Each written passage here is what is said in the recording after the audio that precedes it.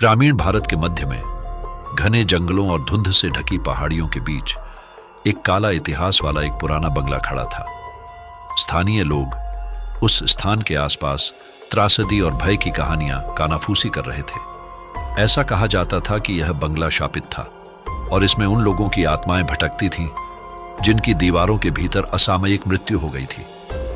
एक तूफानी रात दोस्तों के एक समूह ने अफवाहों के पीछे की सच्चाई की जांच करने का फैसला किया। संशयवादी राज ने अपने साहसी मित्रों मीरा, अर्जुन और प्रिया के साथ समूह का नेतृत्व किया। फ्लैशलाइट और स्टील की नसों से लैस होकर वे भयानक अंधेरे में चले गए। जैसे ही वे बंगले के पास पहुंचे, उनके मन में पूर्वाभास की भावना आ गई। एक समय की भव्य संरचना अब जीर्ण शीर्ण हो गई है। इसकी खिड़कियां टूट गई हैं और आईवी लता कंकाल की उंगलियों की तरह दीवारों पर रेंगने लगी है। अपने मन में गूंजती चेतावनियों को नजरअंदाज करते हुए उन्होंने चरमराते दरवाजे को धक्का दिया और अंदर चले गए। अंदर की हवा धूल और सड़न की गंध से भरी हुई थी। छत पर मकड़ी के जाले लगे हुए थे और फर्श के बोर्ड उनके वजन से कराह रहे थे। मीरा कांप उठी। उसकी रीढ़ की हड्डी में ठंडक महसूस हुई। अर्जुन ने घबराए हुए मजाक से माहौल को हल्का करने की कोशिश की, लेकिन फिर भी वह अपनी बेचैनी छिपा नहीं सके। उन्होंने एक के बाद एक कमरे का निरीक्षण किया। उनके कदमों की आवाज खाली हॉल में गूंज रही थी। अचानक उन्हें एक धीमी आवाज सुनाई दी, जैसे किसी बच्चे की फुसफुसाहट। प्रिया जड़ हो गई।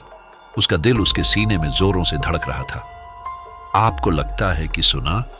वह फुसफुसाई। उसकी आवाज कांप रही थी। राज ने उपहास करते हुए इसे खारिज कर दिया, क्योंकि यह उनकी कल्पना है जो उनके साथ छल कर रही है। लेकिन जैसे जैसे वे बंगले की गहराई में बढ़ते गए, फुसफुसाहट तेज और तीव्र होती गई। घबराहट होने लगी और उन्हें एहसास हुआ कि वे अकेले नहीं हैं। अपनी फ्लैशलाइट की मंद रोशनी में उन्होंने दरवाजे के अंदर और बाहर घूमती हुई छायादार आकृतियों की झलक देखी। मीरा को अपनी बांह पर एक हाथ का ब्रश महसूस हुआ। बर्फीली ठंड और चिपचिपाहट। उसने एक चीख निकाली और बाकी लोग इधर उधर घूमने लगे। उनके दिल तेजी से धड़कने लगे। जैसे ही वे बाहर की ओर भागे, बंगला उनके चारों ओर जीवंत हो उठा।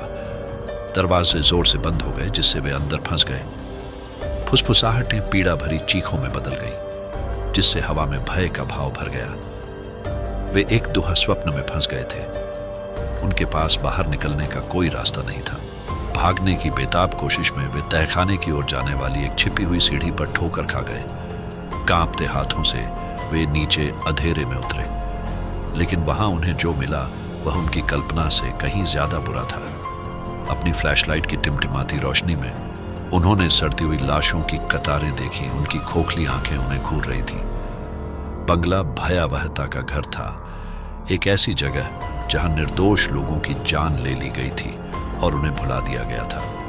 उनकी आत्मा में भय व्याप्त हो गया और वे कभी वापस न लौटने की कसम खाते हुए बंगले से भाग गए। लेकिन उस भयावह रात की यादें उन्हें हमेशा सताती रहेंगी।